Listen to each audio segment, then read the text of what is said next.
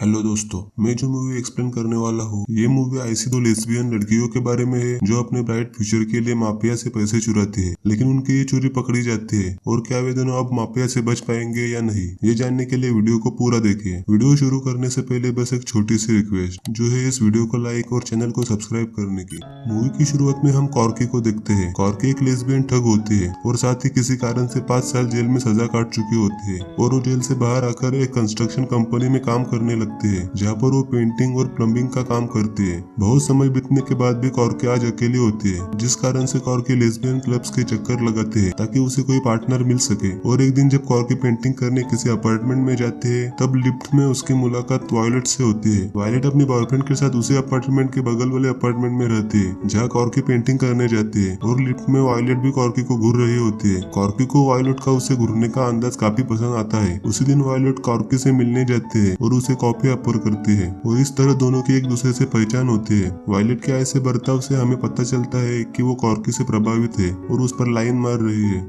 Corky भी अपने लिए एक पार्टनर ढूंढ रही होती है और ये सिचुएशन दोनों के लिए एक जैसी होती है। हालांकि उनके बीच उस वक्त सिर्फ बातें होती है, लेकिन वे दोनों एक दूसरे के मन में बेकरारी जागरूक करने में सफल होती है। और उस रात वायलेट केवल कॉर्की के बारे में ही सोचती है और अगले दिन कॉर्की से मिलने जाती है जहाँ पर कॉर्की अपना काम कर रही होती है। वायलेट उसे अपने अपार्टमेंट में एक छोटा सा प्लम्बिंग का काम करने बुलाती है। दरअसल वायलेट ने अपने कान का झुमका एक सिंक में गिराया होता है और ये वायलेट की कॉर्की को अपने अपार्टमेंट में बुलाने की एक चाल होती है। जब कॉर्की पाइप से वायलेट का झुमका निकालती है तब वायलेट कॉर्की को सीड्यूस करने की पूरी कोशिश करती है और उसे अपने सीने पर गुंदवाया टैटू दिखाते हुए बहकाने लगती है। आगे कॉर्की वायलेट से पूछती है कि क्या उसने जानबूझकर अपना झुमका गिराया था ताकि वो उसे अपने अपार्टमेंट में बुला सके। वायलेट बोलती है कि हाँ, मैंने ऐसा ही किया और दोनों एक दूसरे में खो जाते हैं। लेकिन तभी वहाँ वायलेट का बॉयफ्रेंड सीजर आता है, लेकिन वो दोनों को एक दूसरे से चिपकते हुए नहीं देखता। सीजर एक माफिया डॉन जिनो मार्जिनो के लिए मनी लॉन्ड्रिंग का काम करता है, जिस कारण से कॉर्की को वायलेट के साथ संबंध रखना भारी पड़ सकता है। लेकिन कॉर्की रिस्क उठाने को तैयार होती है और उसी रात वे दोनों कॉर्की के रूम में एक दूसरे से मिलते हैं और देर रात तक एक दूसरे से लिपट कर प्यार करते हैं। अगले दिन जब कॉर्की अपने काम पर जाने के लिए निकलते हैं तब शेली नाम के आदमी को वायलेट के रूम के बाहर वायलेट के लिए बेकरार होते हुए देखते हैं और कॉर्की दीवार की दूसरी तरफ से दोनों की लस्टफुल आवाजें सुनती है। इस बात से कॉर्की को बहुत बुरा लगता है और जब आगे वे दोनों मिलते हैं तब कॉर्की वायलेट से काफी नाराज होती है और बोलती है कि हम दोनों का कुछ नहीं हो सकता क्योंकि मैं तुमसे प्यार करती हूँ और तुम सिर्फ मेरा अपने हवस बुझाने के लिए इस्तेमाल करती हो। इस बात पर वायलेट बोलती है कि ये सब मेरा काम है, उसे कई लोगों के साथ ऐसा करना पड़ता है, यानी कि सेक्स करना पड़ता है, लेकिन जो वो कॉर्की के साथ करती है वो फीलिंग्स और प्यार सभी सच्चा है। दरअसल वायलेट एक हाई लेवल की प्रोस्टिट्यूट होती है और सीजर उसका आशिक और कस्टमर होता है और जो वो शेली से मिली थी वो भी वायलेट का आशिक होता है। दरअसल वे सभी वायलेट से प्यार का दावा तो करते हैं, लेकिन कोई भी उसे अपने साथ रखना नहीं चाहता। वो सभी के लिए बस एक किराए की चीज है। अगले दिन जब कॉर्की अपना काम कर रही होती है तब उसे सीजर के कमरे से किसी को मारने की आवाज आती है। दरअसल वो आवाज शेली की होती है। शेली ने जिनो मार्जिनो के यहाँ 2 मिलियन की हेराफेरी की होती है, जिसकी उसे सजा मिल रही होती है। वहाँ पर जिनो मार्जिनो का बेटा जॉनी मार्जिनो भी होता है। जॉनी शेली को बहुत टॉर्चर करता है, जिस कारण से शेली 2 मिलियन की करी हेराफेरी कबूल करता है और बोलता है कि उसने सारे पैसे अपने घर छिपा कर रखे हैं। और आगे सीजर सारे पैसे शेली के घर से लेकर आता है, लेकिन उन सभी पैसों पर खून लगा होता है। दरअसल वो खून शेली का होता है। जॉनी ने पैसे मिलने पर भी शेली को जान से मारा होता है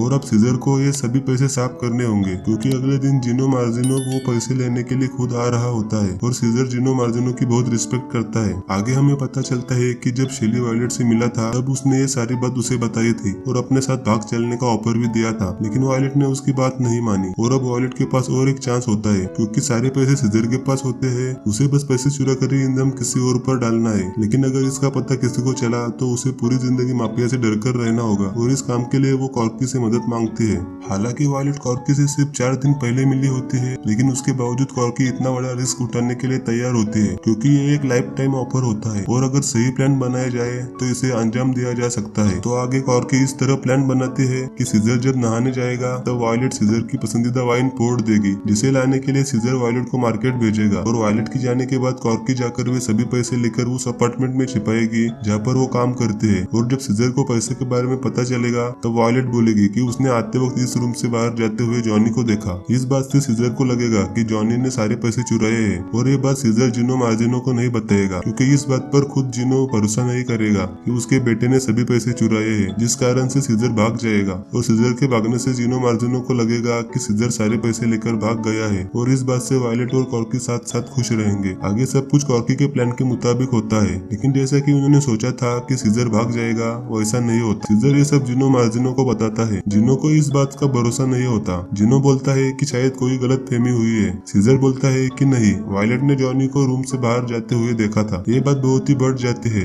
जिस कारण सीजर अपनी बंदूक निकालता है। जिनो मार्जिनो सीजर को समझाने की कोशिश करता है, मगर सीजर को पूरा यकीन होता है कि पैसे जॉनी ने ही चुराए हैं। जिनो मार्जिनो सीजर को शांत करने की कोशिश करता है, लेकिन गलती से सीजर के हाथ से गोली चल जाती है और जिनो के सीने पर लगते हैं और इस बात से बात बहुत ही बिगड़ जाती है। अब जबकि सीजर के पास लोडेड बंदूक होती है, सीजर जॉनी और उनके बॉडीगार्ड के कुछ करने से पहले ही दोनों को गोली मार देता है। आगे सीजर पागल सा हो जाता है। उसे समझ में नहीं आता कि अब वो क्या करे। वायलेट उससे बोलते हैं कि वो यहाँ से भाग जाए, लेकिन वे कुछ कर पाते। उनके बिल्डिंग के नीचे पुलिस आती है। दरअसल गोली की आवाज सुनकर उनके पड़ोसी ने पुलिस को कॉल करके बुलाया होता है। तब कैसे तैसे करके वे दोनों सभी डेड बॉडीज को छिपाते हैं और खून साफ करके उस पर कारपेट बिछाते हैं और साथ ही टीवी चलाकर टीवी की आवाज तेज करते हैं ताकि वे पुलिस को बता सके कि पड़ोसी ने टीवी के बंदूक की आवाज सुनी है। जब पुलिस वहाँ आती है तब उन्हें कोई गड़बड़ी नहीं मिलती। वे बोलते हैं कि सीजर के कान की मशीन खराब है, जिस कारण उन्होंने टीवी की आवाज ज्यादा कर दी है। पुलिस के जाने के बाद सीजर डिसाइड करता है कि वो जॉनी के अपार्टमेंट में जाकर सभी पैसे रिकवर करेगा और जाकर पैसे माफिया के राइट हैंड मिकी को देकर बोलेगा